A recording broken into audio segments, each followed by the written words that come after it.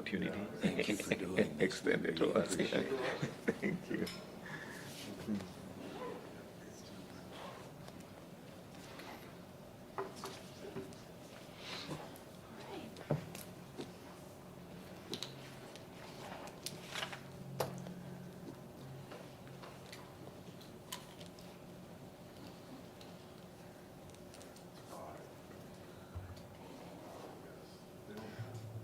Shall we start now? All right. Is this close enough? Yes. All right, perfect. Oh, that sounds very loud up here. So welcome to this panel. Thank you so much to the Center for the Study of Ethics for inviting us to present on colonial legacies. This panel was put together by myself and Lynn England and the other panelists as part of the Ethics Awareness Week, but also part of sort of peace and justice studies activities. I don't know if, I guess I could say a little bit about the program. I do have some flyers here if anyone would like to grab one afterwards. Peace and Justice Studies is a program at UVU. We have a minor, and we have a concentration in political science. You can do it as part of a integrated studies degree. Peace and Justice Studies has to do with, what's the phrase? Our phrase, right? Want to get our beautiful sentence we work so hard on correct here. Peace and Justice Studies prepares students for graduate school and for careers in humanitarian work, non-governmental organizations, law, diplomacy, sustainable development, international relations, and public service. There's courses on the ethics, history, and practice of peace and conflict transformation. So if you're interested in peace and justice studies, you can talk to Lynn England, the director, afterwards, or talk to one of us up here. So welcome to this panel. Thank you so much for being here on a Friday afternoon. I want to do some quick introductions first, and then I'll begin with my presentation. There's 4 of us on this panel, obviously. I'll just introduce everyone initially, and then we'll each go up in turn. My name is Jenna Nigro. I'm an associate professor of history here at UVU. My PhD is from the University of Illinois at Chicago, and I work on French colonialism in West Africa in the 19th century. After I give my short presentation, we'll have David Knowlton, a professor of anthropology, trained at the University of Utah and the University of Texas at Austin.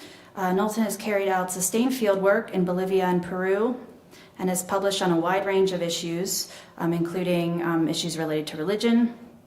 Next, we'll hear from David Ssejinja, the coordinator of UVU's Multicultural Center, founder of the Ssejinja Children's Foundation, which works in Uganda on issues related to education and other areas. And then we will hear from Lynn England, trained in sociology at the University of Pittsburgh, the director of Peace and Justice Studies. He has produced scholarship on rural community studies, Latin America, poverty, race, and sociological theory. Current teaching and research focuses on peace studies, race, Cuba, and rural communities. So, I hope I didn't miss anything there. All right, so I'm going to give a brief overview presentation to kind of get us into the topic of this panel, which is the legacies of colonialism. I want to define what we mean by colonialism, what eras we're talking about. Some of you might know some of this already, but I wanted to really get down to the basics and go over some chronology and show you some maps so we kind of have the period that we're talking about and the issues we're talking about in our heads here. And then the other speakers will speak to more, I guess, specific aspects of our question about the legacies of colonialism. So, I do have a PowerPoint, which seems to be projecting behind me. Let me know if something goes wrong. So I want to just give you a timeline of these 2 different eras, of European colonialism, which is what we'll be focusing on. This first era is 1500 to 1800-ish. The second area is 1800 through the 1960s. And I'm going to talk about each of these a little bit, talk about the main features of these periods, so we can understand what legacies they leave behind. So I will zoom in on each of these moments, and then we'll talk a little bit about decolonization and the way that colonialism is remembered in history. That's the plan I have so far. I chose a couple of maps just to make my little icons here. From 15 to 1800 or so, I chose this map, a map of the British Empire in America with French and Spanish settlements. Definitely a time where maps looked a little different than they do today, right? But you can see there's land that's claimed by Britain in this case, in that bright pink that you'll see in later maps as well.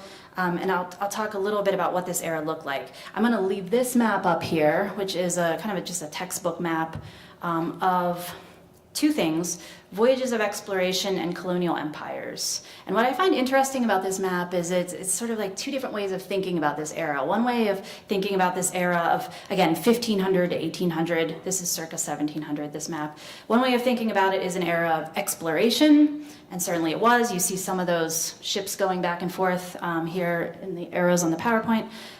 But it's also a period of colonization, which is linked to that exploration. The exploration that happened in this era was not just in the name of finding new things, right? It's finding new areas to set up plantations or set up settlements or expand an existing establishment, right? So what is important here is you start to see territory claimed in the Americas. So what are the features of this era? First of all, 1500 to 1800, this era of colonization is really shaped by economic factors, a desire to set up plantations to grow sugar or to mine silver in the Americas, right? The economic impulse behind this wave of colonization, I think, is really important. This era is also really important for the Atlantic slave trade, right? Slavery fuels much of the production of sugar and other goods in the Americas. 15 million Africans is an estimated number of Africans taken from Africa into slavery between around 1500 into the 1800s. Disease and ecological exchanges are also really important in this period. You might remember this from past history classes, right? So these are some of the effects of that first moment of colonization. Another justification for conquest in this era was glory. So I'm talking about economics, like this idea of glory, right? Conquests were often done in the name of a particular crown, the crown of Spain or Britain or whoever it was. Territories, colonial territories could be swapped back and forth in treaties if there was a war. And then religion is another important justification for these conquests, for this era of colonization, converting people to Christianity, right? So that's like a really broad, basic overview of this era.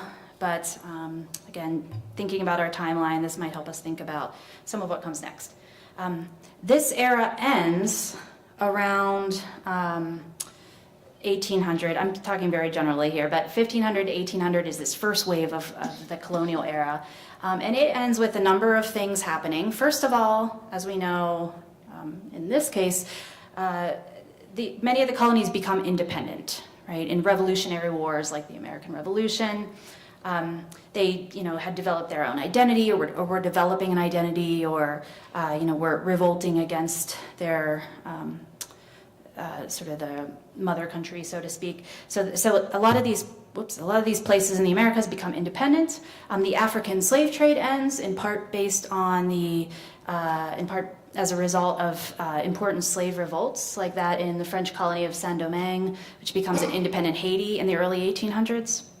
And then there's also just kind of this questioning among Europeans about whether their empires are worth what they used to be worth, right? Are the colonies more trouble than they're worth? So there's a little bit of a moment, I would say in the late 1700s, 1800s, when some European commentators are saying, should we really have all these colonies? Is it worth it to France or to Britain?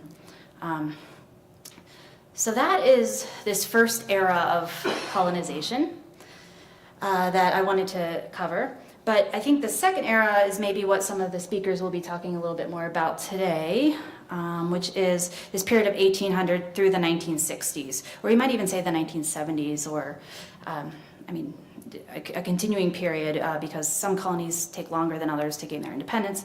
But in this period, I chose this map, which is a map of the British Empire in 1886. Obviously a map meant to really highlight for a British audience. All of these pink colonies showing Britain's reach around the world. We've got lots of artistic representations of Britain's subjects or settlers in different parts of the British Empire. So this map with terms at the top like freedom, fraternity, federation, right? These are showing like an idealized image of what the empire could bring in the minds of some British commentators, right? So that's kind of the rhetoric of empire, I guess, in this period is what I'm trying to say here.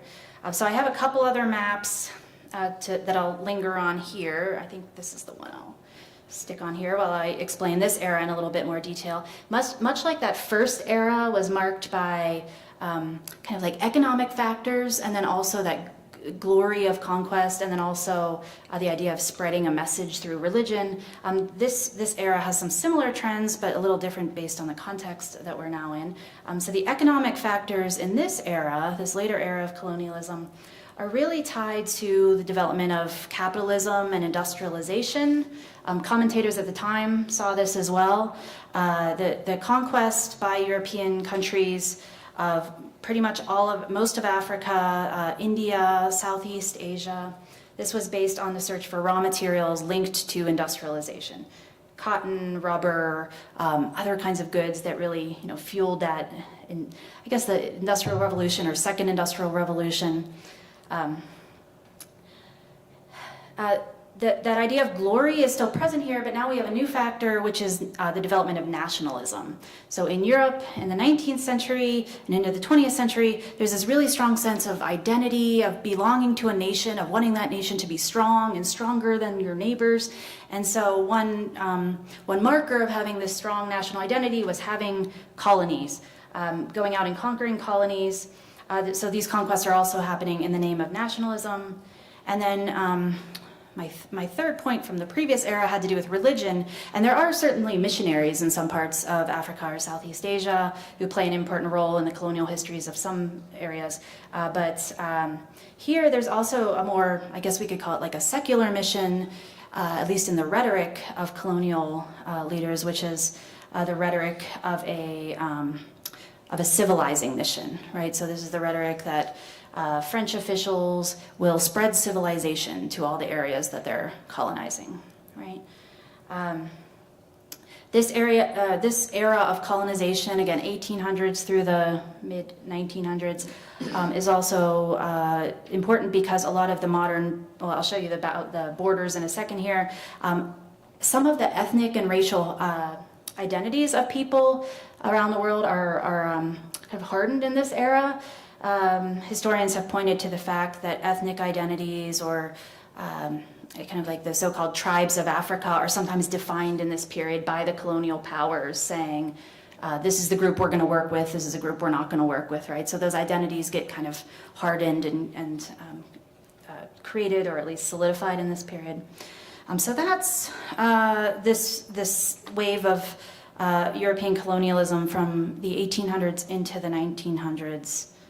That is maybe the second wave that we could talk about here.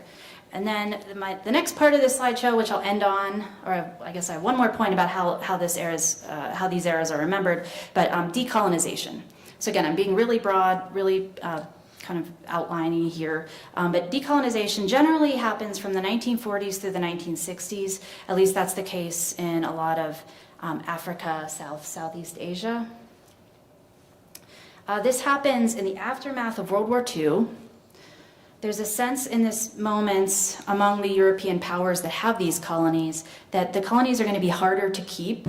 They're getting more expensive because the costs are increasing, the administrations in the colonies are expanded a bit. There's resistance movements that are becoming tricky to put down. Because of these resistance movements, because of these decisions happening in Europe, decolonization is sort of the next moment we could talk about, where many of these colonies become independent. And I don't know how well you can see this, but these are the years of independence on this map I found. Sometimes this era of decolonization happens through referendums or more peaceful transitions. Sometimes there are drawn-out wars, like the Algerian War. Algeria, is green, which it was a French colony in North Africa. The Algerian War from 1954 to 1962, for an example, is this a war of decolonization. It's one way decolonization can happen. But this leads to the end of many of these colonies and the beginning of new independent states. Okay, and here's a couple maps side by side of colonies becoming independent, and then this is a current map of Africa. So you can see here that the boundaries of the countries today align in most cases with the colonial boundaries, right? So that's one legacy that we could start talking about right away, right? These borders that are drawn by France, by Britain, sometimes problematically, sometimes splitting groups up or grouping groups together that don't want to be together, right? We may talk more about this on the panel. Okay, so that was a really quick overview of many years of history. I hope that at least refreshes your memory or teaches you something that you might not have known about these moments, and it hopefully will set the scene for some of these other presentations here. I guess I wanted to end on just a few thoughts about how one of the legacies of colonialism has to do with how we think about the era in terms of how we place it in our history, if that makes sense. So what I mean by this is throughout the last, really, starting with around the time of decolonization, so 70 years or so, right? Throughout those years, there have been different ways of thinking about the history of colonization, the history of colonialism. I guess even before decolonization, a lot of the history by Western historians tended to be very triumphalist, right? This was a history of colonialism that emphasized the conquest of a certain place, emphasized the role of sort of so-called great European conquerors and so on, right? That was sort of the way history was written. By the 1950s, 1960s, 1970s, historians start to ask questions about whether this is really an accurate representation of colonialism. Some African historians in Africa, began thinking of colonialism as a quote episode in African history. So for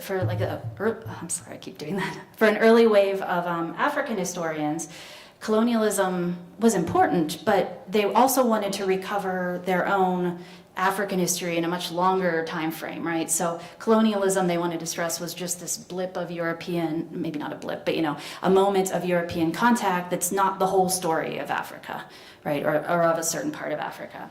So that's another approach to thinking about how we should tell the history of colonialism, right? Is it a triumphalist story of European civilization, right? Or is it a story of an episode in a much longer history of Africa or another place, right?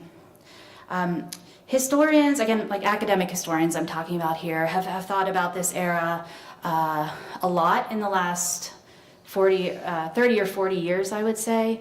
So like kind of taking from some of those ideas coming right after the period of decolonization, historians in the last 30 or 40 years have started to say, well, this colonialism and decolonization story is a really key part of the world, and we need to incorporate it into more of our history. So an example I would give you is that if I had a history of France written in let's say 1960, that history of France would talk a lot about things happening inside France, right?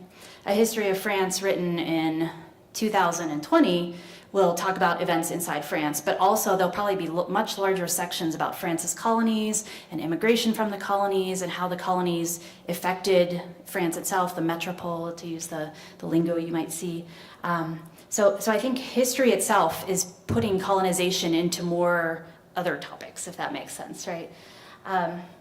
And then, so far I guess I've been talking about professional historians, right? Academic historians. But the way that we remember the colonial era is something else that we could look at here.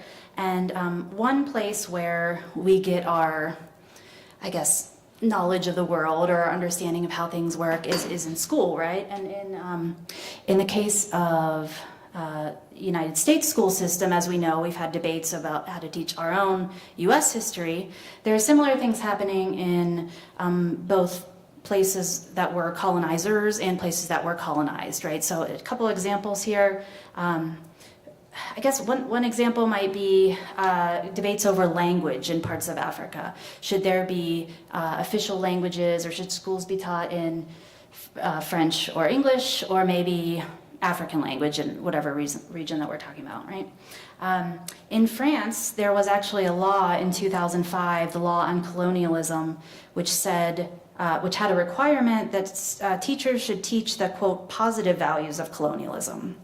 And historians and teachers kind of revolted and said, this is denying the massacres and forced labor and all kinds of other things that are part of this history. And so the law was actually repealed. But I think that's just a sign, like in the US, we debate how to talk about these histories. In Britain, too, there's, I think, lots of debates about how much and how to teach colonial history, right? And then statues are another good indicator of how maybe a public is thinking about this history of colonialism and how we want to remember its legacy. An example, I'm going to flip back a few here. I guess this is a good enough map. The kind of bluish area in the middle here, the Democratic Republic of Congo, well, it's bluish on the left map. This was a Belgian colony where there are some very, it has a horrific history of rubber harvesting and forced labor and sort of rule by the Belgians. And the king in Belgium at the time was called Leopold II.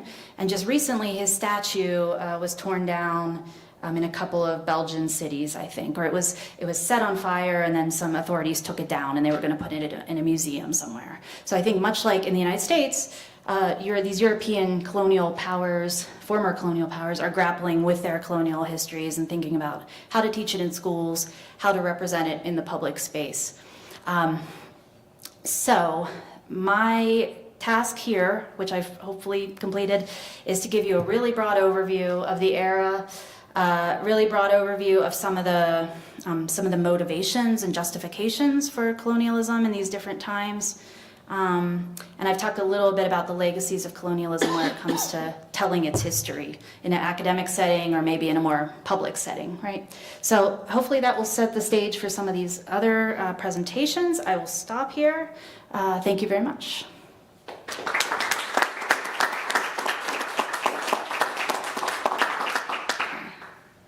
Should I go up there?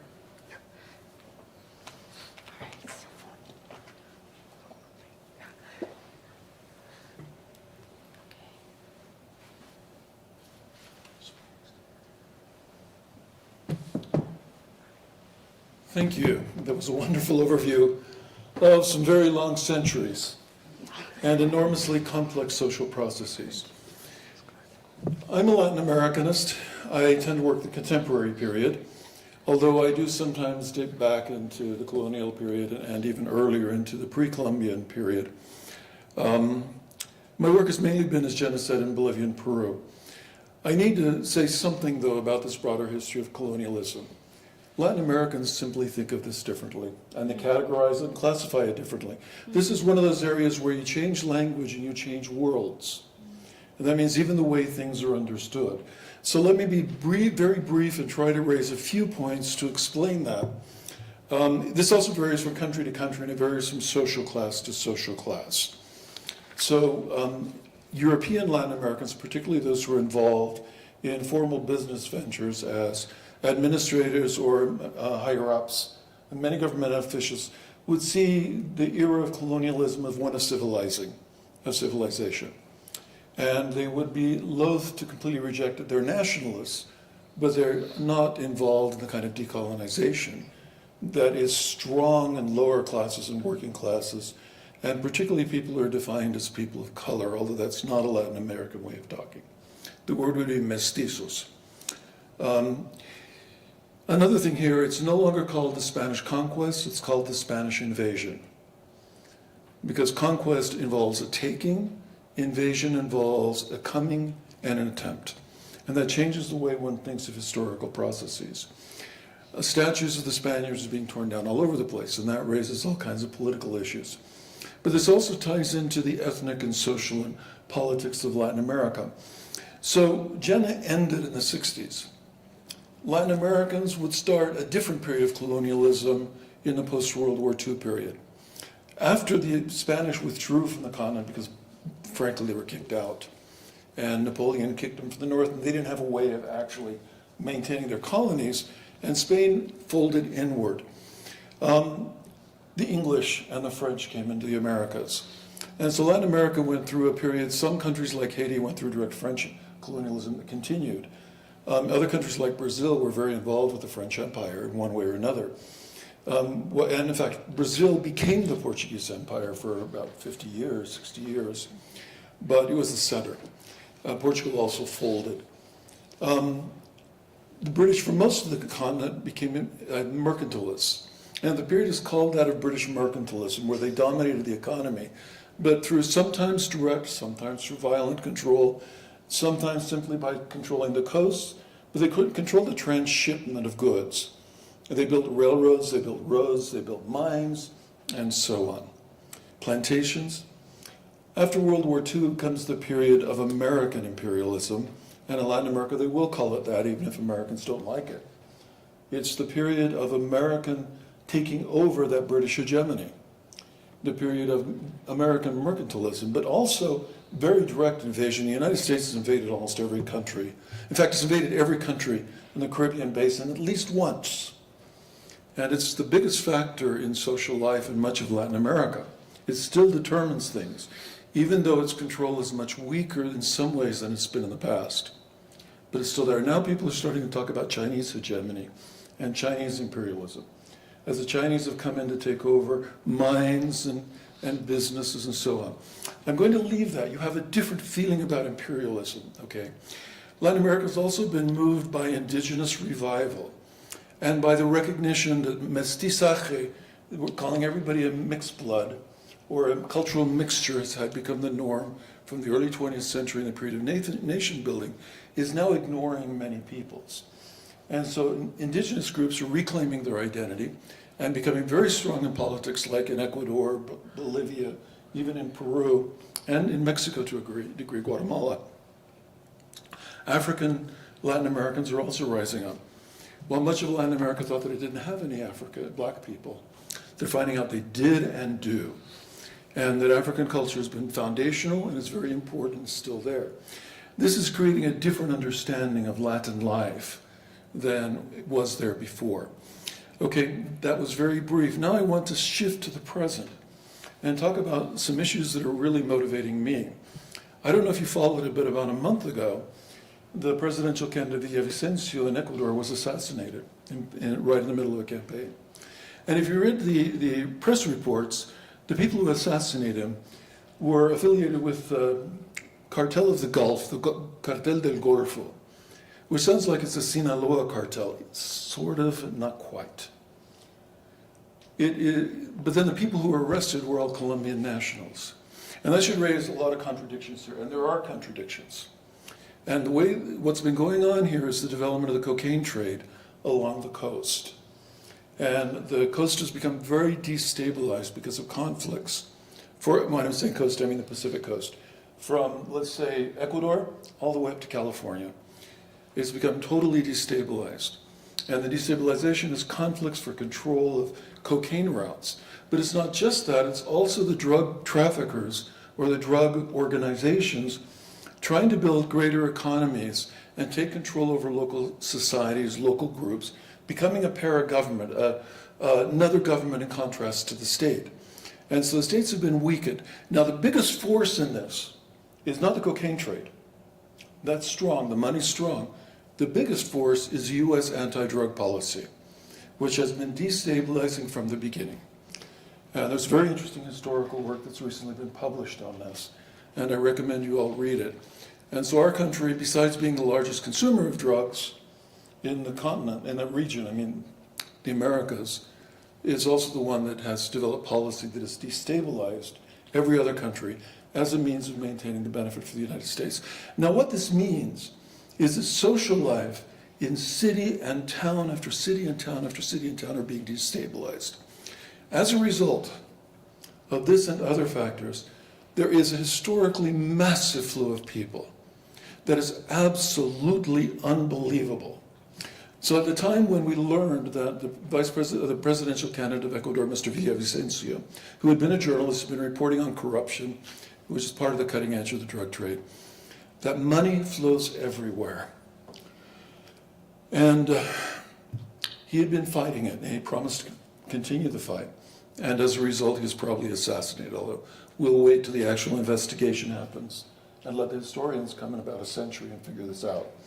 Because there's just too much hiding, too much lying, too much avoidance on the issue.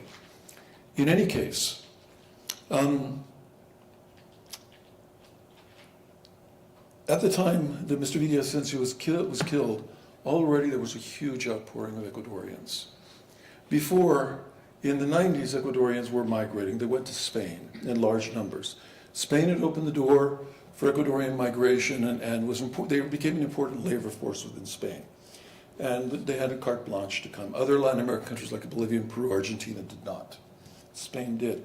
So one of the legacies of colonialism, my friends, is this classifying people into different types, which includes legitimacy. This is what INS, the American migratory officials do when they decide who can qualify for visa, who cannot. They're fitting them into these check boxes of categories, which are bureaucratic categories of legitimacy. There's a saying in Spanish in the Andes, ¿Quién le pone linderos al cielo? Who puts boundaries in the sky? Who draws lines in the sky? The colonial powers, the bureaucrats. And those kind of categories of people become the ones that determines people's destiny, right and left, and they also destabilize. So in the 90s, Ecuadorians were able to flood, to leave. And then they started returning to Ecuador. Ecuador was booming, it was growing, it became a massive destination of American retirees, another symbol of colonialism. To where in some places like Cuenca, Ecuador, English is becoming more common than Spanish in some neighborhoods. However, this last year, 2022, 1 million Ecuadorians, more than 1 million Ecuadorians left their country. Only a small number came to the United States. Ecuador has 17.8 million people. 1 million in 1 year is a huge percentage of that population. This year, by September, is reported to be 800,000 already. Already. Ecuador is bleeding people. Colombia, a country that has been very stable. You can't talk about Colombia the same kind of stability you would talk about other places. It's been a hugely difficult country with violence and tensions and struggles going back to its beginning. But it was relatively stable for much of the last 2 decades. And yet this last year, around 800,000 Colombians left. Colombia is a much larger country, so that's not as huge a number. Only a small percentage of those went to the United States. Okay? Now, where you can see this clearly is in the Straits of Darien, that narrow neck that connects Panama and Colombia, and it's officially been impassable. Now, the impassability is also a colonial product. It's argued to be natural, but it's a colonial product. It was made impassable in part because of this construction of the Panama Canal and the need for a buffer with Colombia, which was a big country, and so on. There are roads and paths through it, but it's officially impassable. There are hordes going through the Darien every day. You can go online. The Venezuelan news source in Salt Lake City almost every day is putting up videos from their people showing the masses of people in the Darien. You can also see the masses of people on the US border crossing the uncrossable, the impossible. And I don't care what they say in Washington. I don't care what the Republicans say. I don't care what the Democrats say. You put so many people on the border, the system's going to break. And that's happening, and it will happen more. Spain is having already, Colombians have become the largest Latin minority, the largest migrant group this last year. And the numbers this year are already greater. And so the people are moving. Where are they going? We don't know. Venezuelans are leaving every country in Latin America and heading north because Latin Americans have not done well in absorbing Venezuelans. And there are large numbers of millions of Venezuelans who are out of Venezuela right now. That is a post-colonial problem. But it's not just in the Americas. Look at the masses of people getting on boats in the Mediterranean or pouring into North Africa, into horrendous conditions, to try to make a way to Europe. Now, why are they doing this? The standard argument is, well, they're poor, or they're stupid, or whatever. Let me tell you what I heard in the neighborhoods of Colombia. I was in Colombia last summer, and a lot of the young people came up to me, or taxi drivers, when they found out that I was an American. I mean, you can tell I'm a gringo, but when they found out I was an American, they said, how can I get to the United States? What do I do? And I'm like, dude, I'm not an immigration official, I'm not an immigration attorney, and furthermore, I can be thrown in jail for talking to you about this. Not that the US would ever know. Now they do, but I did my best to talk them out of it because the US is actually quite impossible, or immigration law is impossible for them. But I was only successful in talking a few people out of it. But people wanted to go, and I said, why are you wanting to go? And one of the answers that I heard that was most compelling was from a young Colombian from a popular neighborhood in Cali. He said, David, because they call me David, he said, our wages aren't high enough to afford anything. We make $1 million pesos at a decent job. $1 million pesos, less than $200. You can't afford rent. Rent plus food, impossible. And in this becomes part of the difficulty. The regime of wages versus prices is impossible. But even to get that job means you have to get into the formal economy, you have to have networks of friends, get an education, and so on. People are not able to finish high school. Why? Because they have to go to work. Furthermore, the violence in their neighborhoods is such. This one young man, most of his friends have been killed in the last 2 decades, brutally, in assassinations right on the doorstep of his house and other people's house, or on the main park, even right on the police, where the police don't do anything. And why the assassinations? They say because of struggles among different bands, different people affiliated with the different aspects of drugs.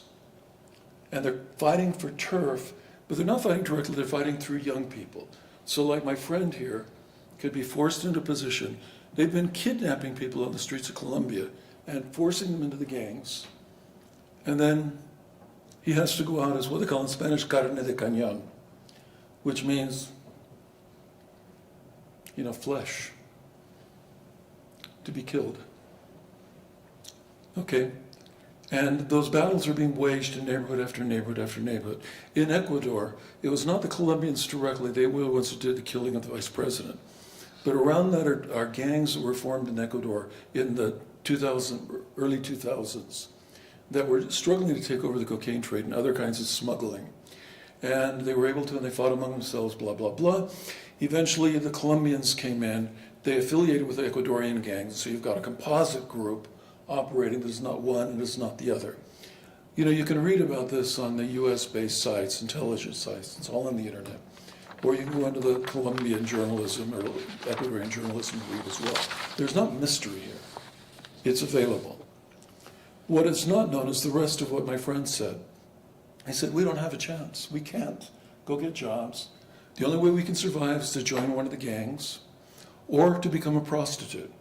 And Colombia right now has one of the highest rates of people doing webcams, that is to say, selling their bodies online to people to watch them and to make a living doing sex online, or becoming prostitutes.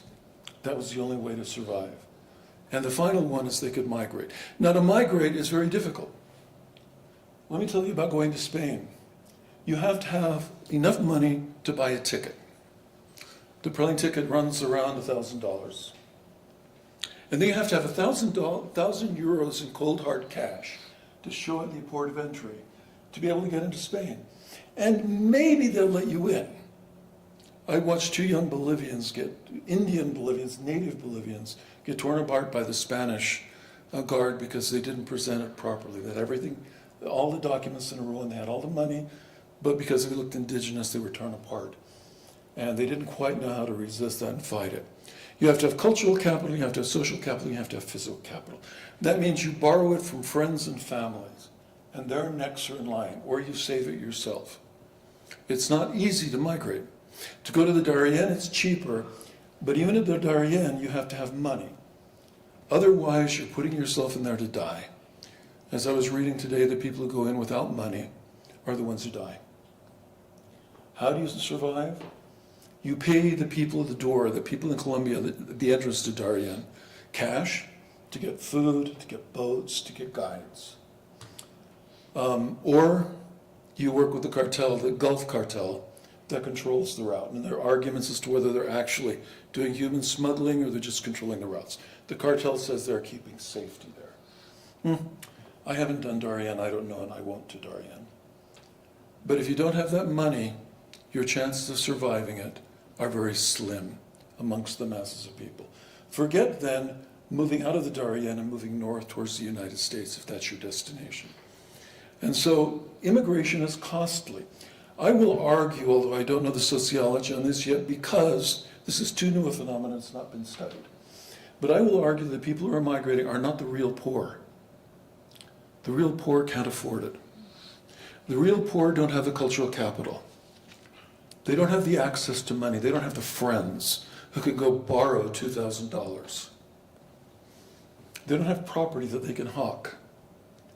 It's a lower middle group, most likely, or the upper poor who are migrating.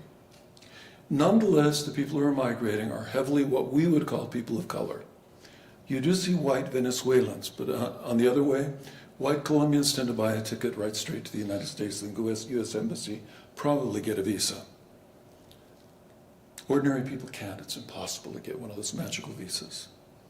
So the people who are trying to migrate are heavily people of color. This is the post-colonial world we live in today. It's a world in which people are making enormous sums of wealth off the bodies of these people who are migrating. It's a day in which political capital is being created around arguments and fear about the migrant. And my friends, those migrants are people like you. They're ordinary people with families, with lovers, with desires and dreams. If they're young people, they've been to the malls or they've watched TV and YouTube, and they want the iPhone, and they want the ordinary suburban life. American dream, they may call it, but they don't want anything big. They want to wear clothes that have a label on them. They want to have that iPhone. They want to have that status that's been promised to them by modernity and then is denied by the regime of economy. They're not poor, they're on the edge. And they can't make that next level towards getting to fulfilling that dream. And I will argue that they're not the real poor. They're next level, and you're also getting mid-level people who are migrating because they're running into real difficulties in the economic collapses because of violence. As the narcos come in and start charging taxes, or start kidnapping and start threatening people as they try to build their own economic control over neighborhoods, their own governance system. That destabilizes and means people have to flee for their lives. The people who are threatened by the narcos have the luck that they can probably become refugees if the United States will let them in, or if Europe will let them in and listen to their claim. And if they come with enough proof, because you got to think in those moments of danger to get all the right proof to be able to claim to be a refugee. You just can't walk in and go, they're going to kill me. You got to have documents, you got to have proof, you have to have witnesses, you have to have a consistent story. It's a hellacious amount of work to do. This is the post-colonial world we live in now. It's a world that's still saturated with global powers and the interests of European and American powers over the lives and bodies of people in Latin America and Africa and elsewhere. As I said, people are making enormous fortunes, and enormous political careers are being built on trying to block immigration or to foment it. But in any case, neither are actually the cause of the immigration. It's rather the broader system that's created impossible lives, and people feel that impossibility. Thank you, that's all I have.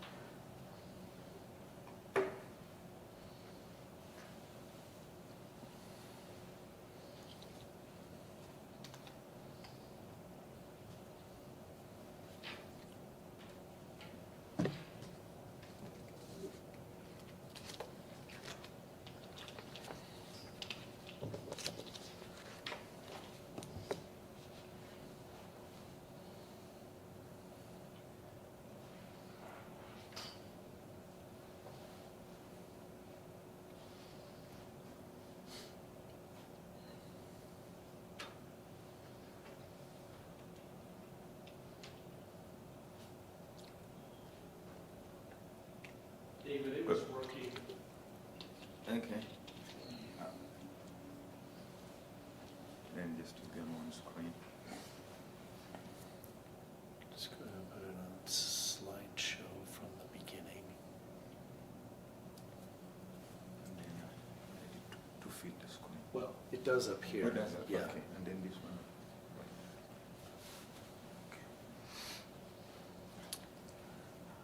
I'm so thankful to be here, and I want to pay tribute to my distinguished faculty for the wonderful presentation that they have given.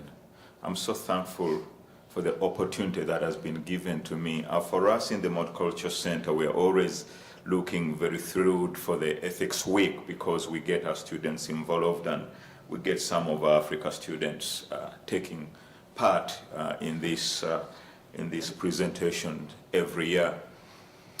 My name is David Ssejinja.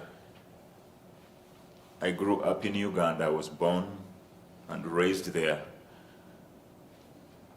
My parents gave me the name David in remembrance of the Catholic priest that baptized me as a result of the colonialism that was in Uganda. They would later give me the middle name Robinson in remembrance of the Catholic priest that had ordained me to become a Catholic priest after passing through the seminary. My ancestor would later name me Ssejinja in remembrance of my great-grandfather who was a chief who used to settle disputes, meaning a stone on the mountain top. And so, ladies and gentlemen, I stand in front of you today to share about the legacies of the colonialism that has taken center stage within the context of Africa as a continent and some of those small pockets of countries, Congo, Uganda, Kenya, Tanzania, Rwanda, Burundi, Senegal, Cameroon, Gambia, Ghana, and Gabon. But sometimes, just to give you a little background, what do we mean by colonial legacy? The changes that affect the nations in many areas. Colonialism brought a change in many facets of society, including government structure, organization, practices, and even economies. British colonial rule, ladies and gentlemen, left a legacy that included the novelties of the government and its finance. The economies of the British rule left our countries in shambles. In other words, the centralized governance during the colonialism was well led by Frederick Lugard, who his main mission as a commander was to build these tenets of the administratives, whereby the local chiefs could be the main architects, leading the locals and then handing them slowly to the colonial masters. These would later create bureaucracy which segregated locals along tribal affiliations, and David spoke this eloquently about it. Powerful chiefs adopted this sequence, and as a result, there was this direct rule that was impacted in Malawi, in southern Nigeria, during that colonial occupation.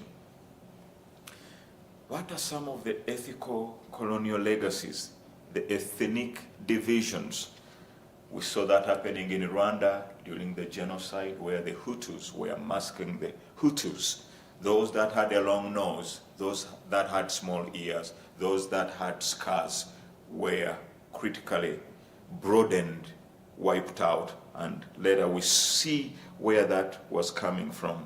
So by doing so, the post-independence leaders exhibited these ethnic conflicts that were brought upon by the political elites. And this made the indigenous population, without taking account of the idea of consulting and inheriting what was in need to be done. So African political parties originated in the icon with this democratic setting of colonial rule, which was neither democratic or legitimate.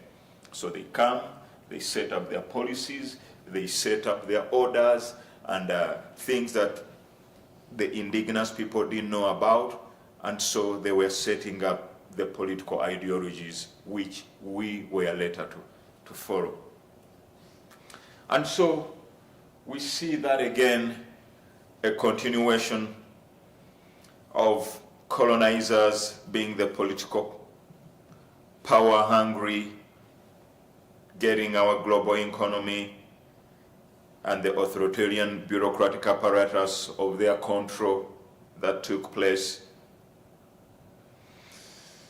And then, of course, ladies and gentlemen, we see the defeat of the Ashantis, those that couldn't allow and agree to listen or agree to the rule of the colonial masters, and those that were resisting the colonialism, then they were defeated through murder, rape, and capture. And of course, we see this with Shaka Zulu during that time in South Africa. Similar sequences, we see that as a way of our colonial masters inserting their power during our indigenous periods. But my friends, Africa is a vast continent full of natural resources. We are blessed with so much of it, but guess what? None of that is benefiting our countries. In fact, it is the African poverty that is letting, like David said, the local poor people would just want a little bit of a greener pasture for themselves. But those high class are those ones that go to the embassies to be given a visa because they have got good government connections. Their father is a minister of education. When government scholarships come, their names are appearing on the lists. The poor people who would come to a university in California or in Utah to get an education, they are denied. And so we see that again by the fact that what is it that you are bringing to the table instead of what is your genuineness and value and sincerity that is going to be making you more defined and more identified as a way for you to get to what you need to do. So undertaking the dynamics of this colonial legacy is a sure way of reviewing, rethinking, and changing the existing strategies of African development. My point is that colonialism, ladies and gentlemen, it left a deep and enduring legacy of our African continent, leaving most of our countries poor, poorer than they found them. So it's about Togoland, Jubaland in southern Sudan. We see Angola, told you about Gambia, and then we see the Anglo-Egyptian Sudan back then, the Equatorial Franchise. And so we see Congo, ladies and gentlemen, you see Uganda, Kenya, back then the Abyssinia. And so the map categorically shows you how the colonization and their mapping was taking place. And Jenna spoke of that very eloquently.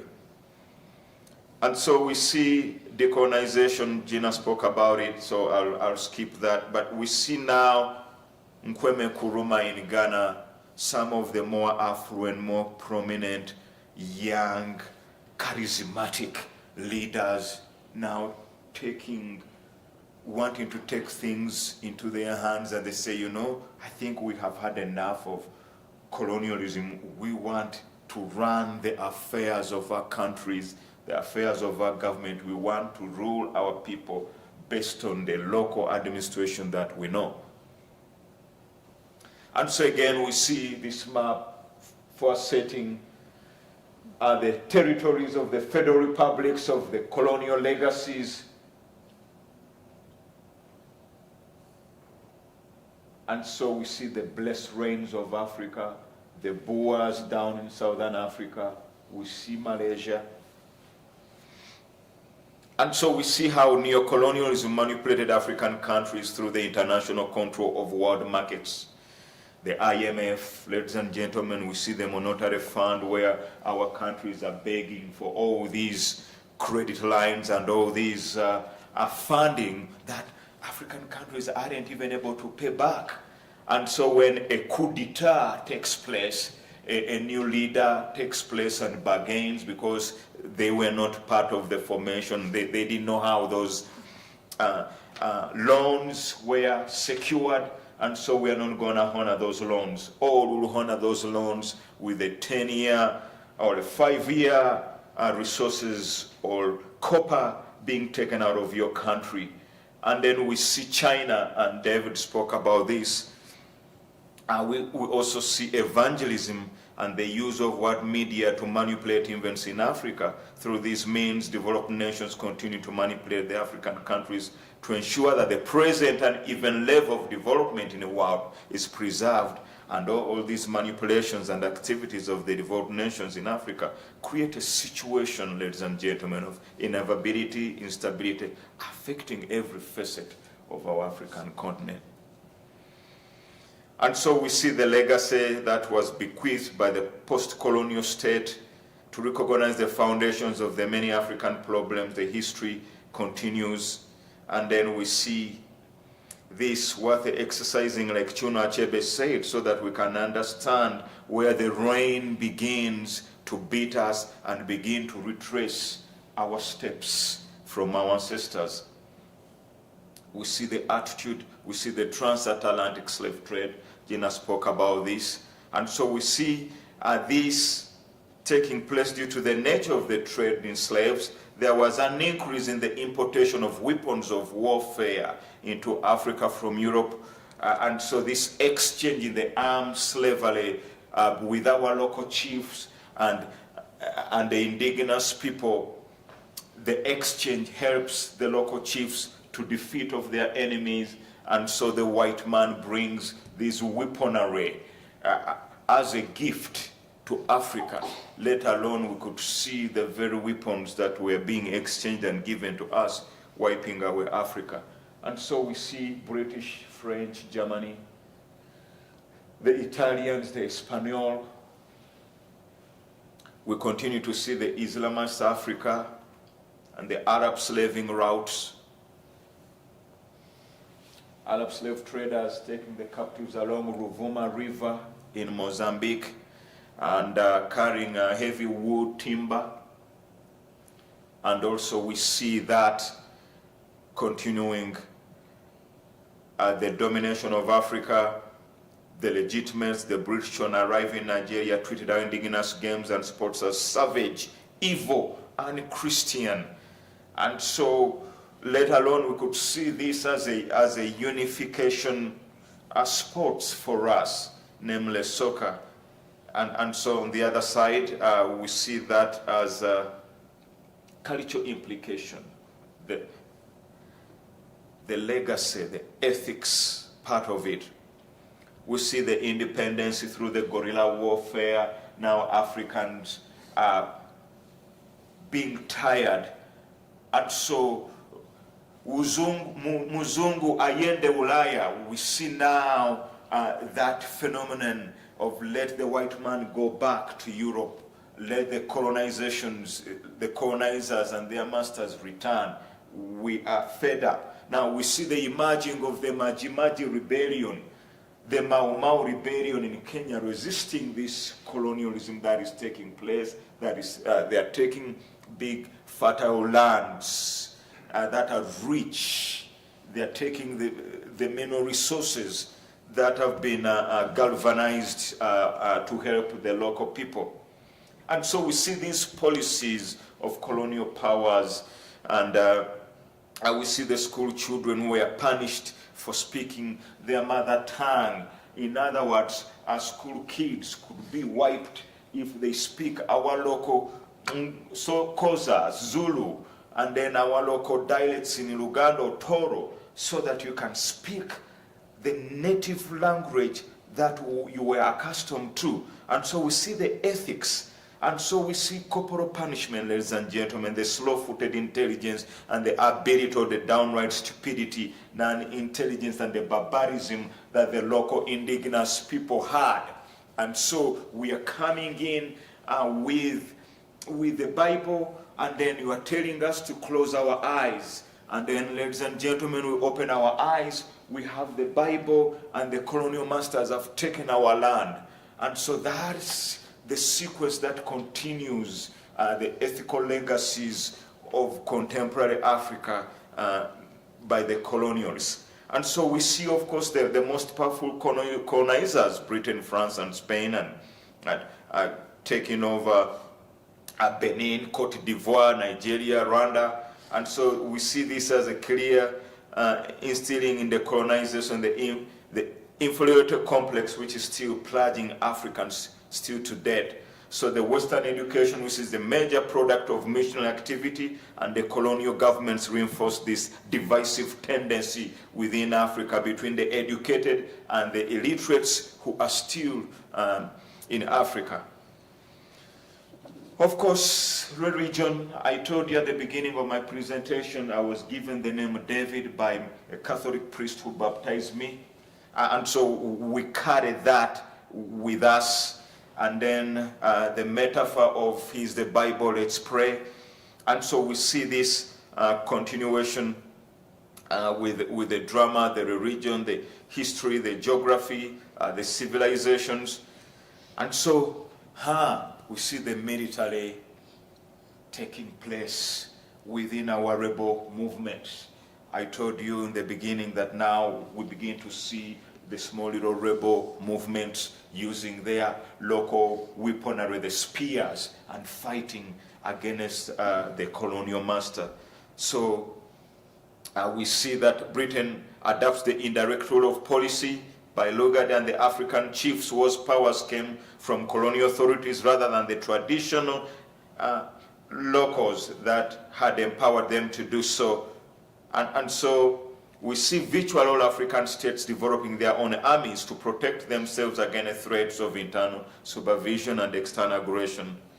And of course, we see that continuing improvise the African states and create a political instability as the direct implication of the colonial administration. So the colonial army serves the interests of their home government only. The African armies and leaders copied this attitude, which is working against our own people, the very people they are supposed to protect. The colonial history continues that legacy within our military systems today.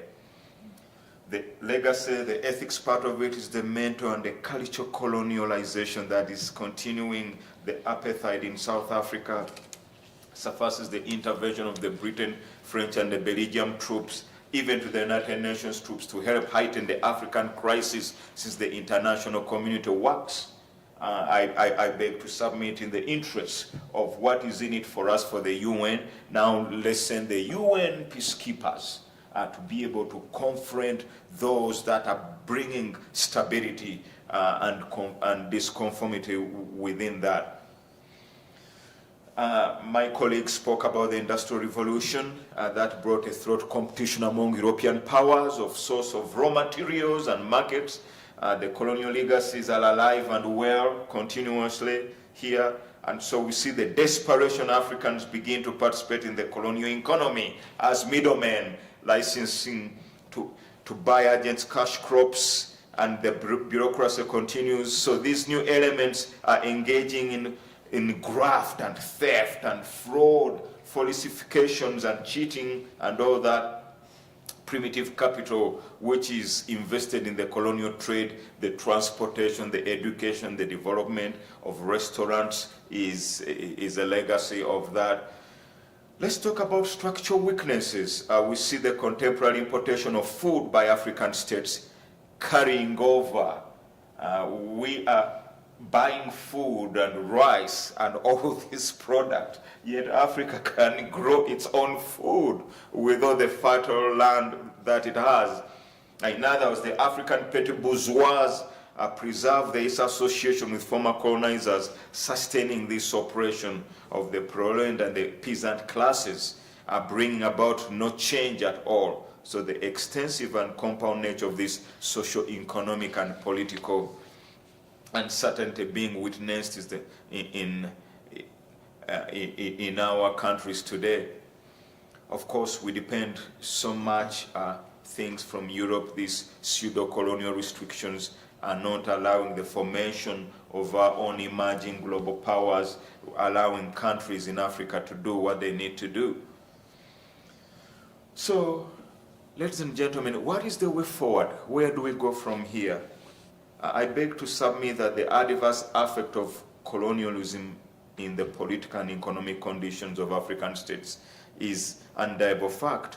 Nonetheless, despite its deep-rooted negative impact in the continent, we strongly believe that Africans shall no more blame the colonizers for their failures, as colonialism is not the only cause for the current African problems. Rather, we should also attribute our failures to ourselves and be committed to vigorously strive to bring changes in the political, economic, and social developments of our own continent. We shall no longer be the reason for the failures of the colonial masters that have left centuries back, but now we should look into the countries which were under the yoke of colonialism, but now are advanced and prosperous through the degree of exploitation. Conclusions: the colonial masters saw the chiefs as close allies, and so they worked hand in hand. The chiefs could bring the masicula, the able-bodied men and women, and then they could bring them over through Zanzibar. I hope some of you will one time go to Zanzibar and see the slave routes. And so the connection between the chiefs and the colonial masters quickened, speeded the slave trade.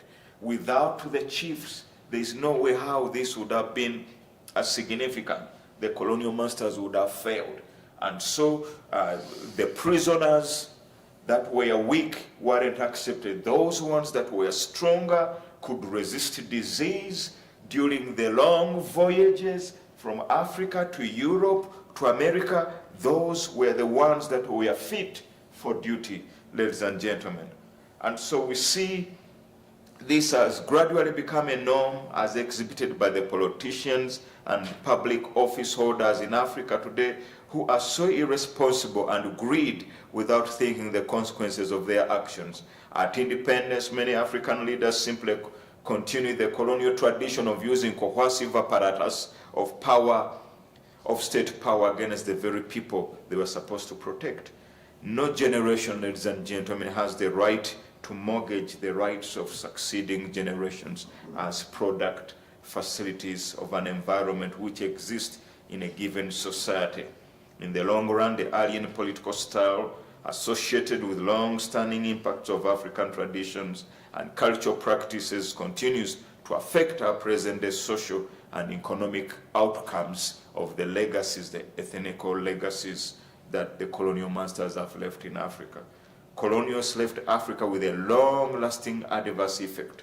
As a result, contemporary African leaders are authoritarian, rent-seekers, corrupted, and they form other opposition groups. This is why democratization process in Africa remains very difficult. The economic sphere is not also an exemption. Colonial powers effectively exploited resources of the continent, thus Africa's integration into global capitalist economy, using its poor products and raw materials in exchange for Western manufactured products, usually results in an equal economic transaction. Ladies and gentlemen, we have a new scramble for Africa, the Chinese. They come to Zambia, to Kitwe, and they say, we'll build you a road, we'll build you a factory, but in exchange, we'll extract your copper for the next 10 years. We won't involve ourselves in politics. We won't involve ourselves in policies. Give us your ivory. Let us take your precious metals. That school you want, we'll build it. You want that mansion, we'll build it. And so we see the continuation of the ethical legacies, mentally, psychologically, affecting our local people to this day. we try our level best to bring the best and the bright students from Africa to come to UVU, to come to other universities to get an education. But guess the stumbling block? They can't secure visas. They are too poor. They won't afford. They'll remain there. And we say, no, our philosophy is you bring, it takes a village to raise a child. And we have seen the potential of these young men and women to come to get an education, of which they will take this education back to lift, to alleviate poverty, and to carry the light going. And so, ladies and gentlemen, in conclusion, I want to thank again the Center for Peace and Justice Studies for having given us this opportunity to come and share with you about the ethical legacies that our colonial masters have left, and we still carry that burden, and our next generations will continue to carry that. Thank you so much.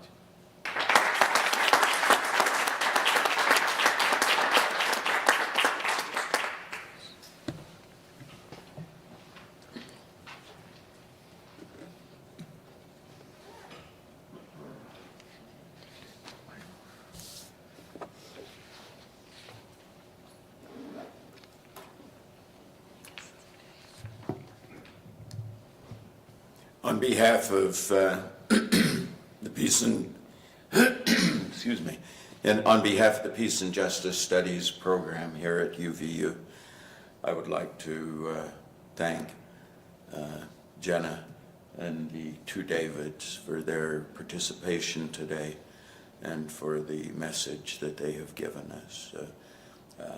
I think it's an important message, and that it is a speaking of the true condition of the world that surrounds us today, and that we need to be aware of it. I want to thank those of you who are here, that you've taken your Friday afternoon to spend time with us in preference to preparation for the weekend.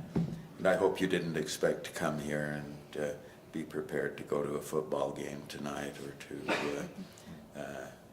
go to a party that it's almost, in a certain sense, Brian, I guess a shame that we close the Ethics Awareness Week with the kind of reality that we've been talking about, but it is a reality and it does exist. And but we are grateful to you for taking the time to be here today, tonight, this afternoon.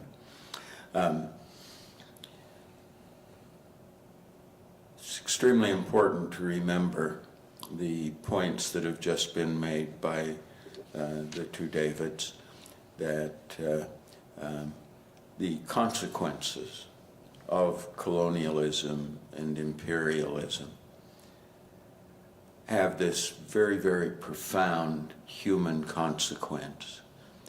And it was a consequence for the people of the time, so that in those periods that Jenna was talking about, when colonialism was present, for the peoples who were colonized, this was a time of suffering, of despair, of enormous difficulty, and treatment as though they were less than human beings.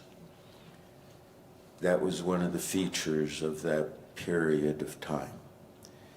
And the manner in which people were dehumanized, had their cultures removed from them, were ostracized for using their own languages.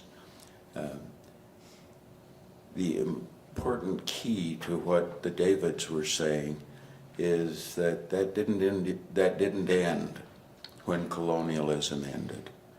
That is, we can talk about independence in Latin America being achieved in the early 1800s.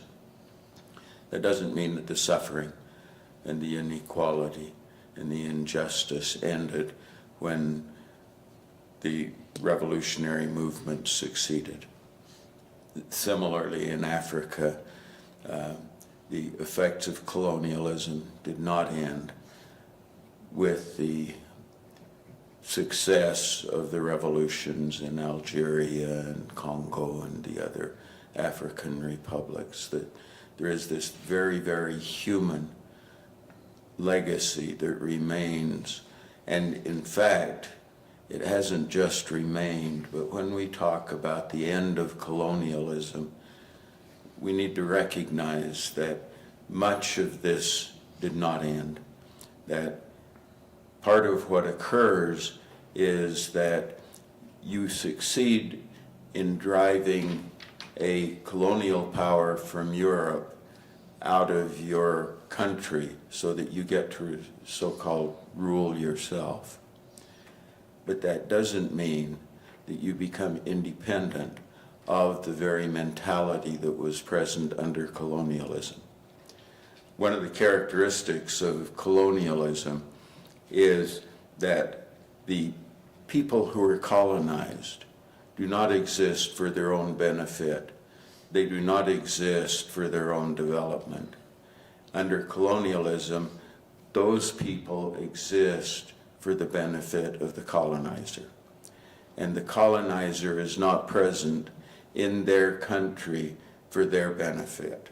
It is the colonizer who is to benefit in the colonized country. And there is this very clear mentality in the development, not just of a few evil people who would engage in that kind of activity, but it is the building of a total system that perpetuates the mentality and the approach that allows some people in the world to be treated as though they were expendable and useful only for purposes of other people.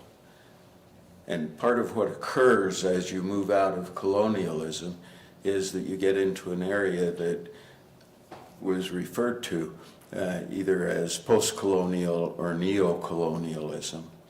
And this is the time when that European or American rule ceases as far as direct politics goes.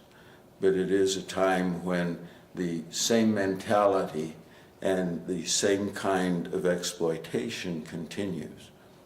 And it continues where the powers, the British, the French, the English, the people of the United States, don't have to deal with the messiness, with the shit of governing. They turn that over to the locals, many times locals that they have trained to govern in the European manner. They turn government over to them. They can fight the little wars that take place inside of these places. They can have their controversies locally as long as they go ahead and perpetuate the advantage that goes to the colonial power. And you see this kind of structuring taking place at the end of World War II, where we now see the end of war, and we have finally the movements to liberate Africa from the colonial system. But the victors in World War II then set about setting up a structure that perpetuates colonialism. And that is, we create massive institutions that are designed specifically to make certain that the colonial domination continues. An example of this is that this was the period of time when the victors of World War II, in order to rebuild the world, and on one side, in order to fight communism, then set up a structure that assures the continued domination and exploitation. We create the World Bank, and the World Bank has this fascinating structure to it, where it is to promote, on one of its facets, the development of these places that had been colonized. And the governing structure of the World Bank and the International Monetary Fund, which were created almost as twins, is the president of the World Bank is always a person chosen by whom? Not by the vote of the countries that are to be developed, but by the President of the United States.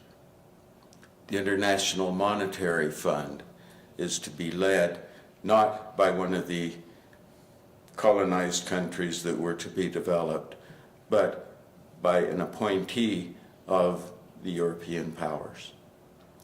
The governing bodies of these institutions are dominated by the very colonial system that was in place prior to the independence efforts. The way in which it works is that you take, as David was suggesting, these countries that have a need for development, and you choose the projects that they get to develop. You loan them the money to develop those projects, and you take the interest and the money that's paid back and use it for profit and to reinvest to continue to control the structure of development itself. And the basic ideology under the development is not an ideology that talks about the development of these independent nations and their independent cultures and their ability to govern. It is one that is dominated by the ideologies of the countries that developed the World Bank and the International Monetary Fund. And so you create at this global level with this enormous amount of power the very capacities that were present under colonialism. And you don't have to govern those places. All you have to do is extract what you want from them through these mechanisms that reproduce the kind of domination. Now, I want to mention two other features. The colonial powers developed ideologies, rationalizations for the domination. It's the idea that those people who live in those underdeveloped colonies need us in order to direct them and to govern them and to lead them. And we now reproduce that kind of system and that mechanism by telling, for example, the Mexican government that before they elect a president, they need to make certain that they get a president who is elected by the people, but who is trained in a neo-colonial system and is trained with the ideology and the beliefs of the former colonial powers rather than with the training and preparation in their own nationalism and their own traditions and cultures. And so we're not satisfied with just the economic dimension, but we also control or make the effort to do the very thing that the colonizing power was doing when they invaded the Americas, and that is you want to control the minds and the spirits of the people. And we continue to do that through this sort of intellectual and educational domination, that colonial powers get to create the knowledge, and then these other people have to learn the knowledge and apply it. And we perpetuate this sort of thing. We also now maintain the kind of belief system that suggests that every power, every nation should be sovereign. But there are certain nations that are more sovereign than others. And so in the United States, we would be horrified if we knew that the Chilean government were trying to interfere in our election. We're trying to influence the outcomes of our national policies. And yet, not just the United States, but colonizing powers justify and institutionalize and accept the idea that it's okay for them to interfere in the sovereignty of other nations. And if you don't like a ruler, if you don't like the people's choices, you have the mechanisms to overthrow them and to form alliances that perpetuate the old colonial system. And so there is a reason that I wanted to take this approach, and that is there are things that we can do from our end that can make a significant difference, and that is that we may not be able to reach out to the poor of Honduras and affect them directly, but we can begin to fight from our end. David Knowlton talked to you about the drug trade, and we point the finger at the Mexican and the Colombian and the Bolivian for providing us with drugs. And we tell them they've got to militarize and get rid of the drugs. And yet we're the ones that provide the market. If anyone's a smart capitalist today, you know that one of the places that you can get the greatest profit in your investment is in the drug trade. And yet we don't fight to eliminate the demand for the product. We make these people that we have colonized fight the trade in their land and at their cost in human suffering and at the disruption of this whole social system that the Davids were describing. And we never look back on ourselves and say, how do we contribute to that particular kind of problem? How does our support of things like the IMF and the World Bank contribute to this continued domination and the difficulties that the colonized nations have had in developing and promoting their own nation and national interests?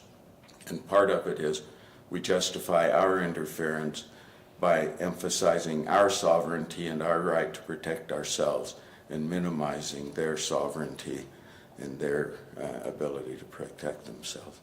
Well, again, I want to appreciate your being here and you're taking the time. We have half an hour that we've left for questions and answers, and Jenna, I assume you wanted to head that up.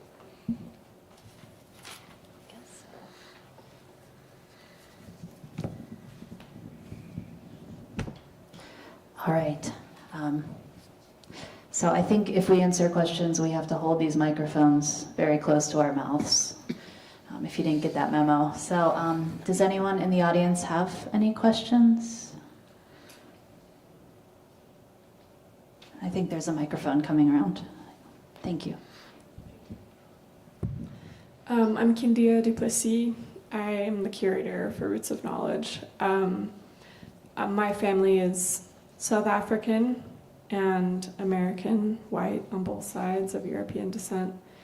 And so in some ways I feel like inheriting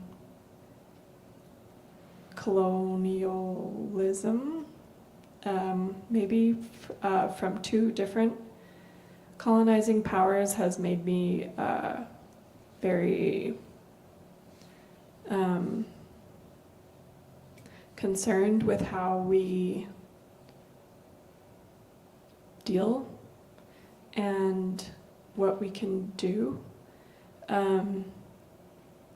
What if we could dream big?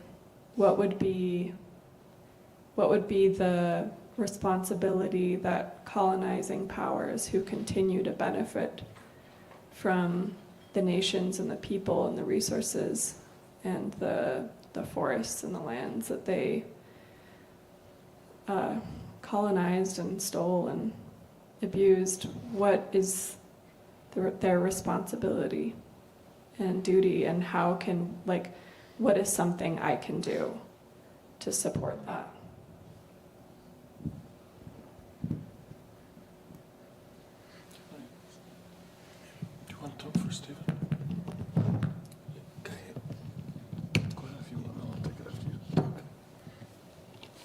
That's a very good question.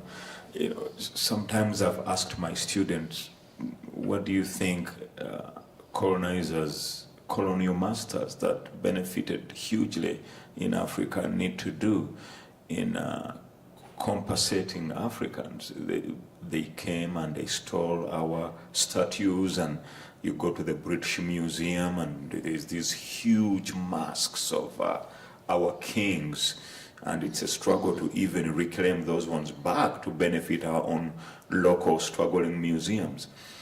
And I've also asked my students, how do you pay back countries that has made Europe be great? And on the other hand, they of course established the Commonwealth of countries through which British India, whatever, we belong to those Commonwealth countries or nations. But have also thought about reparations, paying back. But what, are you gonna donate £50,000 to every local village or to every herdsman or a chief? No, and of course that money is gonna go. But how about giving scholarships to boys and girls from Africa going to study in Oxford or whatever as part of this Building Bridges initiative to help European countries that benefited a lot to give back?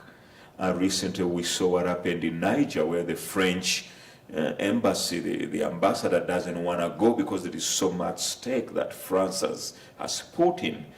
And then we said we have had enough. And back then we also saw Rwanda changing, instead of speaking French, they say now we want to adapt the English as our main common language to be spoken, because French did quite a lot to us. So in conclusion, I think paying back would be an education initiative that could lift the standards of our local people, of our local children, that could benefit long-term generations instead of monetary payments going around.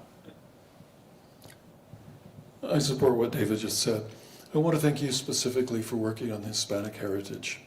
I wasn't able to be part of it, but I certainly read much of the conversations, and you did a yeoman's effort, and I appreciate it. Guys, look at me. I'm white. I know that's no surprise to anybody. This is a white face. I've got white genes. Not these ones, but the ones in my body are white. I'm European. I'm Nordic. I'm Hitler's dream. Okay, I have brown eyes. I don't have blue eyes, but I'm Hitler's dream. Nonetheless, I did not participate in colonialism. I did not participate in slavery. I didn't go carry a sword or a bomb or force people. Yet, people with my skin color did. People with my national heritage did. People with my family name did. It may well be that some of the money that paid my education may have come ultimately from exploitation. So I think what we need to do is look at ourselves. There's a huge political issue in Florida about making white people feel guilty. That's not what I'm saying. It's not what I'm saying. It involves us looking at ourselves in the mirror and saying, how did we become us? It's not, how did I make the decision to not be my parents, not to be my own individual with my own ethics? It's rather, what are the historical conditions that made me me? And I agree with David about the importance of education, the importance of being involved. I want to say, get to know people. Go abroad. Become friends with people.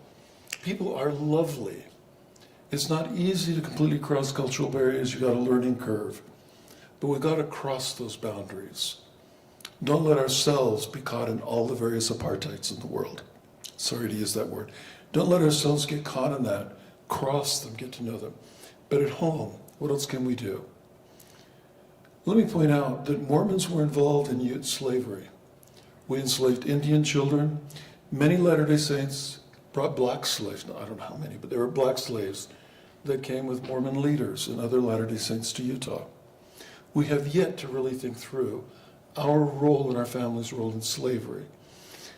I started thinking about my family's role vis-a-vis the Gossiut tribe. My great-great-grandfather settled on Gossiut land.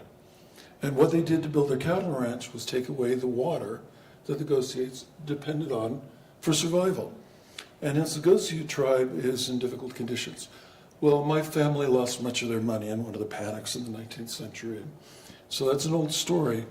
But in some ways, because of my family name, bear a responsibility there. I'm not quite sure what to do with that, other than expressing loyalty and support for Gossiut people. Here, we are in the Ute homeland.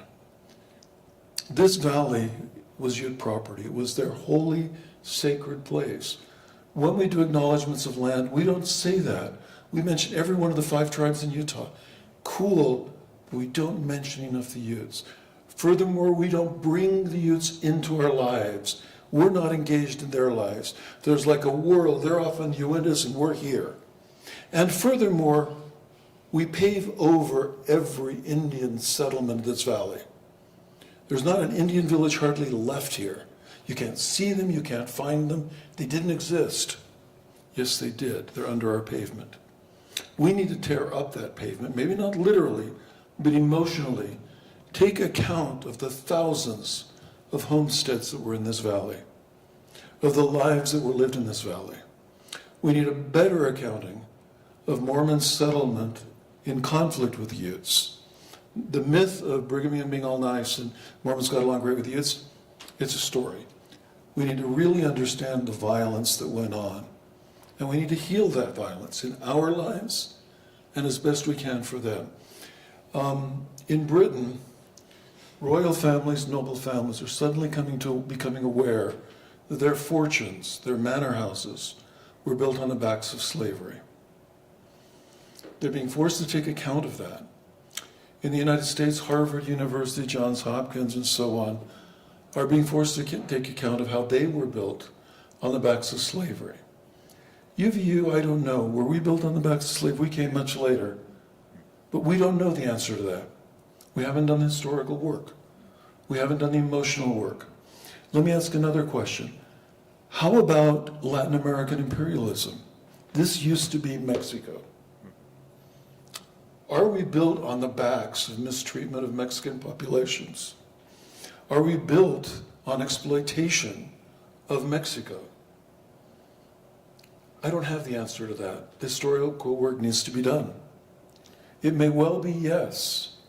It may be maybe so-so. But we need to look at it and think about it. And then we can pose the question of the multiple reparations. But my friends, you cannot begin a relationship without honesty. And we want honesty from other people when we haven't done the work ourselves. And so look at me again. I'm a white boy. Okay? I was born in Georgia. I'm a cracker, at least by birth. I'm a Mormon by heritage. My parents are from here. I grew up on the U.S.-Mexican border as a privileged Anglo. I grew up speaking Spanish. But I'm still a white boy. And when I look in the mirror, I need to acknowledge what being white means. It's really complex. It's not easy. I can't just go say, my grandparents were peasants in Europe. Doesn't cut it. I have to acknowledge my role in history and my place in history that my color carries. And that then sets an ethical path for me to start working in my daily life.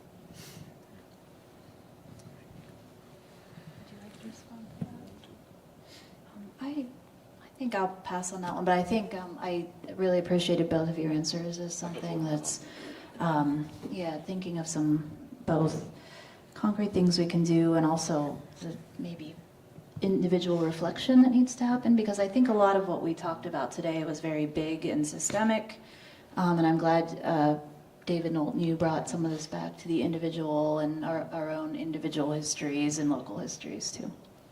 That's all I'll say. Lynn? Just very quickly, there are ways in which we do promote and contribute to neocolonialism. One of them is in terms of the political leaders that we elect. that there are some people who are much more supportive of the very kinds of things that we've been lamenting here. Sometimes in our own economic activities, the things we purchase, we are supporting these very things that we decry, the impoverishment of the Congolese through, in fact, their enslavement in working in some of the mines in the Congo, and our buying cell phones that are built from the products. And we can begin to take responsibility for understanding where our luxury and comfort comes from, and refusing to participate in products that are only possible through the continued neocolonialism and exploitation of those people.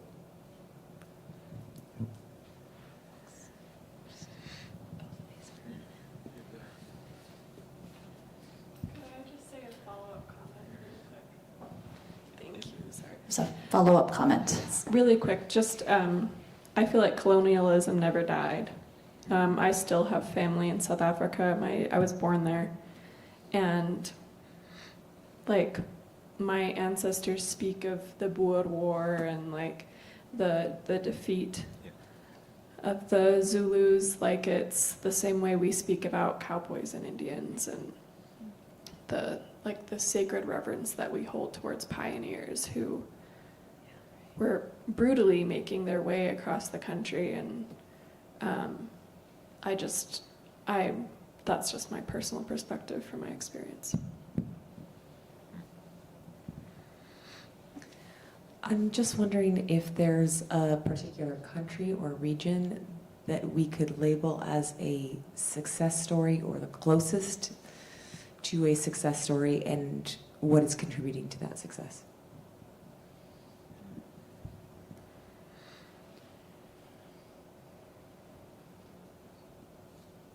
I have an idea. I forget which one was the better one. I think this one.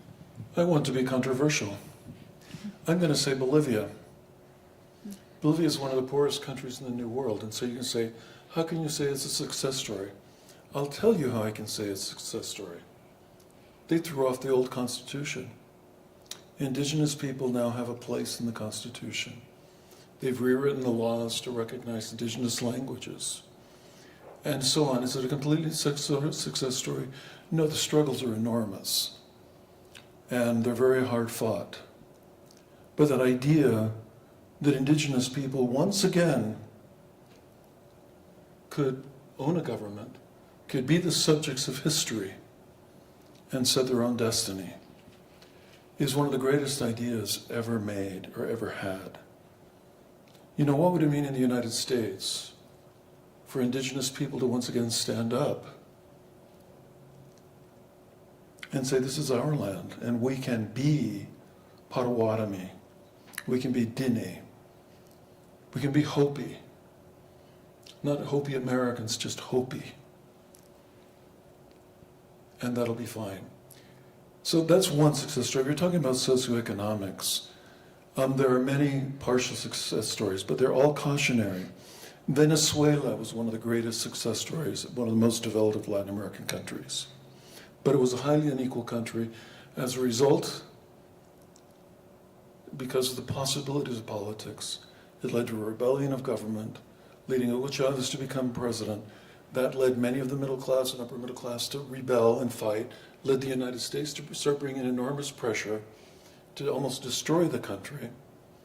And Hugo Chavez died, leaving Maduro, and I'm not justifying either government, but it's always telling that people keep voting them in and ask who it is. It's also telling that many, many, many of those same people are suffering and maybe trying to leave. But underlying that is the US that, like in Honduras, we wanted an election. We didn't like the results of the election because the socialist won. And like we did in Guatemala, like we did in Honduras, we did our damnedest to overturn the election. And Venezuela now is a basket case. Another success story is Argentina. Argentina was one of the most developed countries. Immigrants wanted to go to Argentina. It was much better than the United States, perhaps, at one time. No? It's still a beautiful country, an amazing place. I've lived there. But their economy is in tatters. Argentina has very high poverty rates. Why? Because of very high debt during the 70s. Argentina tried to not pay it, they negotiated it, and a judge refused to accept the negotiation. And they refused to accept the judge's ruling, and there are questions of sovereignty. And so Argentina is literally being punished by the economic system. Not that they do everything right. Okay? So there are success stories, but they're cautionary tales. The United States is in some ways a success story. We're doing our damnedest to screw it. Just to add on to that, I think, like David said, it's cautionary. From an African perspective, I could say Ethiopia. The Italians played a big role in helping them. They are Orthodox, so the religion part of it plays a big role. Hopefully someday you go to Ethiopia and you see their development setups, their economic power among the locals. Of course, sometimes they have little challenges between Ethiopia and Eritrea, but from an African setting, I think Ethiopia comes to mind as a success story with what they have been able to do, their economic power with Ethiopian Airlines as their flag bearer in injecting in much funding to help locals' employment, boost development, their resistance to Chinese ventures going into their country. So, yeah, Ethiopia comes to mind right now. Thank you. I guess I would also say Senegal and West Africa is a place where there has been fairly peaceful transitions of power, at least to this point. Presidents have stepped down when they've been voted out. There hasn't been quite the same history of coups as in some other places. But and some scholars would attribute that to a very strong civil society and some of just the kind of networks that sustain that. But I would say there has been some challenges to that in the last couple of years with protests that were put down fairly violently and things like that. So I think there's the question of what are our markers of success might also be a good question here, because just transitions of power that are peaceful or look peaceful from the outside might be one marker, but there can still be vast poverty and inequality and sort of the danger of a different kind of situation in the near future. Right? That's just another thought.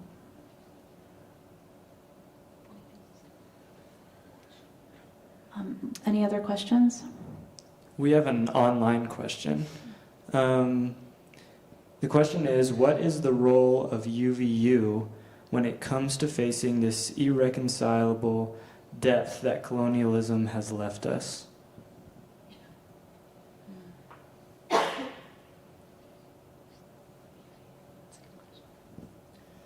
That is really a good question.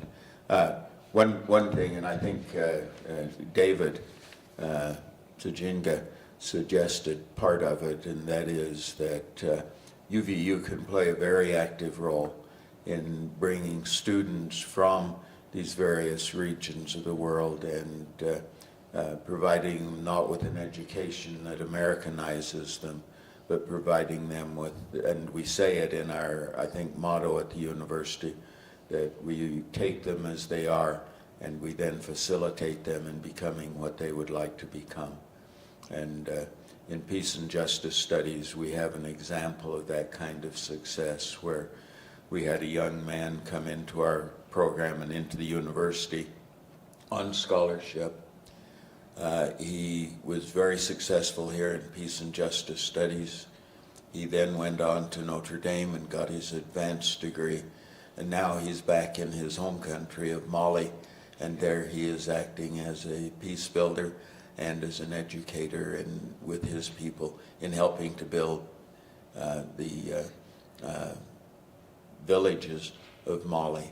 And we can do a great deal of that sort of thing if we would put some of our resources there. I'll add on, Lynn, to that. Many of the challenges that face our students of color from Africa and elsewhere is they come to the United States to get an education. Let's bring it home to UVU, and they have to study English as a second language for another year, and then they are given these tests that are very difficult, an English archipelago test, a math test, and then they perform so poorly without preparations. Number one. Number two, the tuition of $9,000 to $10,000 for an international student is very difficult, leading to many of our students to drop out because their home countries are in civil war, and so the parents from Congo, Brazzaville won't be able to continue paying that huge burden of tuition. Lack of scholarships to some of our students are way high because they can't be able to receive them because they are not US citizens. So how about giving waivers to at least even an application fee of $110 that our students pay? How about somehow helping them to navigate this huge challenge of a monster on how to pass a math test before they can be able to advance to another test? So some of simple but basic, very user-friendly measures that can help to pay back to some of our students, some of our black alumni that have gone on to do bigger things. And some of them, unfortunately, have had some horrible stories during their college experience here at UVU. And so we see some of those challenges still continuing to take center stage here in our university, but at least there are some things that are measurable that can be done. Imagine a refugee student from Sudan that has been repatriated by the UN to come here, only to come to UVU and sees everything looks so big for him. The standard is so high, and he says, you know what, I can make it. I'd rather return back to Africa where things seem a little bit easier. And so some of our environment that we have built, lack of faculty, we have seen students perform more better when they have advisors that look like them, that are example like them. And so you come to our old white university where you ask how many faculties that are black is one or two. And so students feel that is a pathway to failure, and they say, you know what, I'd rather go to Chicago, or I'd rather go to black institutions where there are people that look like us that are better able to help us navigate the system. And so we are challenged with these measures, ladies and gentlemen, but they are true, but there are other methods that can be done to help navigate these. I agree with everything he said. The issue of faculty of color is a very important one. When I posted the flyer for this event, a former student wrote a comment on Facebook, and he said, oh yeah, a panel on anti-colonialism with 3 white people and 1 African. In that is an enormous part of the problem. And it's very difficult at UVU to recruit and maintain faculty of color. We lost a brilliant African scholar in anthropology. I still don't know what happened, but I know he faced a real difficult time here at UVU. We've lost significant Latino faculty in various departments here at UVU. When we recruit, we can't retain. There are many reasons for that. Part is the overall whiteness of this community and its lack of openness to different ways of being and seeing and doing. Now that's a subtle issue. It's not a, people are very nice here, they're very welcoming, but they don't understand that being welcoming means you also have to accept and embrace and support and sustain. It's a hard issue, but it's one we need to face. I hope the next time a panel happens like this, that maybe it'll be 3 people of color and 1 white person. That would be lovely. I would love this university if we have a majority of people of color. The country is going to be a majority of people of color within maybe 20 years. Even Utah, Salt Lake School District is already a majority people of color. The world is changing. Our country is changing. And we need to see that in Utah and at UVU.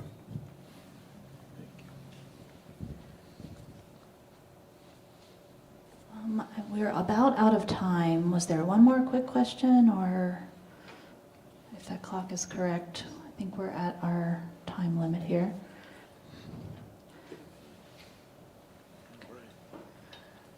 Well, thank you so much for attending, and thank you for your questions.